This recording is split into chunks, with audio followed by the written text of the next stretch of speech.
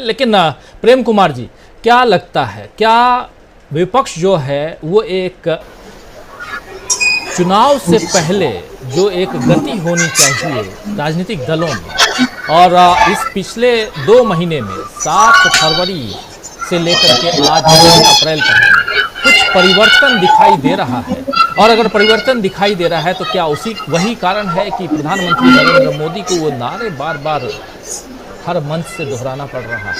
अभी कुछ दिन पहले कर्नाटक में भी यही नारा दोहरा रहे थे वो, और कहीं गए थे वहाँ भी, क्योंकि 2-4 अभी 10 दिन पुरानी बात हुई और मोदी तेरी कब्र खुदेगी के नारे विपक्षी दलों की तरफ से बताए गए। और आप याद कीजिए, ये जो बात है ये पवन खेड़ा की गिरफ्तारी के वक्त की बात है, जब कांग्रेस पार्टी के लोग जो हैं वो जा रहे थे रायपुर और वहाँ महाधिवेशन था, और वहां पर पवन खेड़ा को अचानक गिरफ्तार करने के लिए पहुंचती है असम की पुलिस और उन्हें उतारती है जहाज से, और उसके बाद जहाज के नीचे ही कांग्रेस के कार्यकर्ता बैठते हैं और कुछ नारेबाजी करते हैं, जिसमें से एक नारा ये भी था, और इस पर सीधे तौर पर पवन खेड़ा ने सुप्रीम कोर्ट में माफी मांग ली थी जो भी कुछ भी हुआ उसके लिए।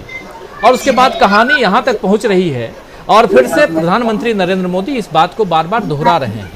क्या इस बात को दोहराने का अर्थ ये माना जाए कि कहीं ना कहीं एक हताशा है, एक डर है, एक भय है सत्ता पक्ष में प्रधानमंत्री नरेंद्र मोदी में खासकर, कि आने वाला समय है बहुत कठिन होने वाला है, बहुत मुश्किल होने वाला है, और यहीं से शुरुआत होती है कि पिछले 2 महीनों में कांग्रेस और विपक्षी दलों ने मिलकर के बहुत कुछ नहीं तो थोड़ा बहुत गेन तो जरूर किया है। क्या ये माना जाए या अभी बहुत कुछ बाकी है? और हालांकि बाकी तो कहा जा सकता है, लेकिन एक विश्लेषण तो यहाँ बनता है। प्रेम कुमार जी, क्या कुछ कहेंगे? कहाँ देख रहे हैं आप? सदन की कार्यवाही समाप्त हो जाती है अनिश्चितकाल के लिए, लेकिन परिस्थितियां जो हैं वो किसी और दिशा में जाती हुई दिखाई दे रही हैं। जी राजीव जी, शुक्रिया। ये जो चूंकि बीजेपी का स्थापना दिवस है और आज हनुमान जयंती भी है, तो हमने देखा कि नरेंद्र मोदी जी ने हनुमान जी को प्रतीक बना करके कुछ ऐसी बातें कही। ऐसे हम ये मानते हैं कि इस मौके पर एक नेता कंटेम्प्रेरी इश्यूज के साथ में जोड़ करके अगर किसी बात को रखने चाहते तो ये उनकी वाक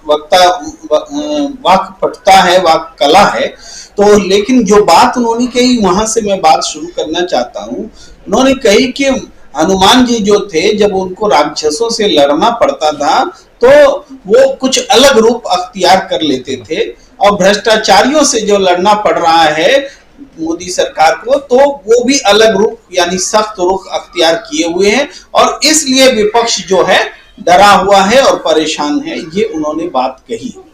लेकिन यहीं से जो बात वो नहीं कह रहे हैं वो पैदा होती है और दिखती है कि ठीक है, बहुत सही बात है कि हनुमान जी राक्षसों के खिलाफ में बहुत सख्त रुख अख्तियार कर रहे थे, मायावियों के खिलाफ में सख्त रुख अख्तियार कर रहे थे, लेकिन आज भ्रष्टाचारियों के खिलाफ जो विपक्ष आवाज उठा रहा है, तो क्यों नहीं भ्रष्टाचारियों के खिलाफ आज हनुमान जी, जिसके आप भक्त अपने आप को बता रहे हैं, खुद को हनुमान जी बता रहे हैं, आप कार्रवाई कर पा रहे हैं? ये जो मोडानी है, मोदी और अडानी का जो याराना है, ये याराना भ्रष्टाचार का याराना है, यही बात तो विपक्ष कह रहा है। तो यहां पर हनुमान जी वाला तेवर क्यों नहीं दिखता? एक बात।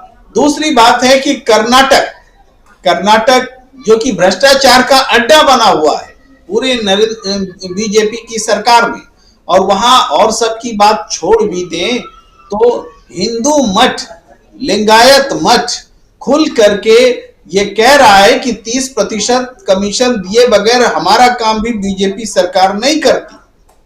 तो इसका मतलब क्या है?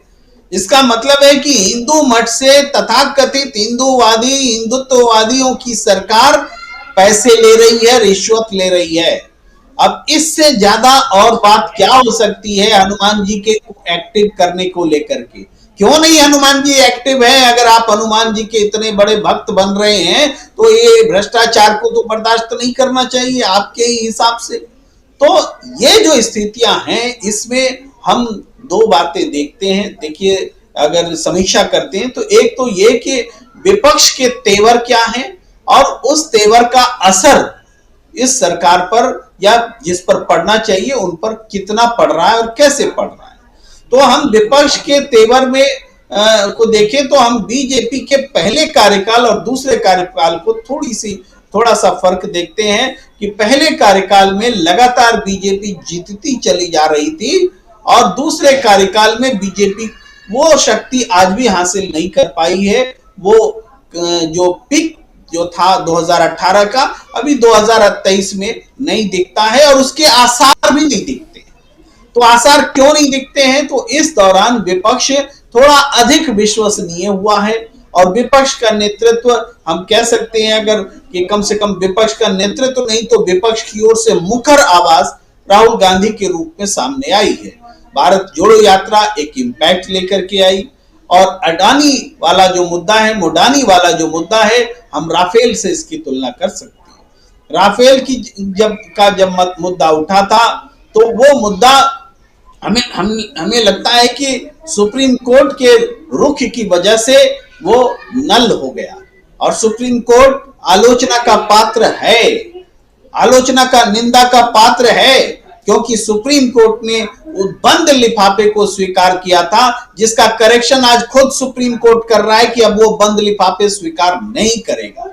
इसीलिए हम ये मान रहे हैं कि तब सुप्रीम कोर्ट का रुख गलत था कि बंद लिफाफे में वो राफेल की डील को उन्होंने देखा और उसके बाद जो उसकी टिप्पणी आई कि क्लीन चिट जो दिया गया उसका आधार जो था वो भी गलत था कि पीएसी से होकर के सीएजी से होकर के तब ये सारी प्रक्रिया पूरी हुई है और इसमें उनको कोई दोष नहीं लगता। इससे बड़ा झूठ और क्या हो सकता है? तो सुप्रीम कोर्ट का फैसला भी अगर झूठ के आधार पर था और राहुल गांधी ने जब एक बात कही थी सुप्रीम कोर्ट के ही टिप्पणी के आधार पर तो सुप्रीम कोर्ट ने इतनी सख्ती बरती कि राहुल गांधी को कहना पड़ा कि सुप्रीम कोर्ट के फैसले को हम गलत तरीके से नहीं बता रहे हैं और हम अनकंडीशनल माफी मांगते हैं। उस घटना को राफेल को इस तरह से पेश किया गया जैसे कि राफेल में कुछ हुआ ही नहीं और राहुल गांधी को माफी मांगनी पड़ी। तो ये पूरा मीडिया सबने एक झूठ पर की पर्देदारी की।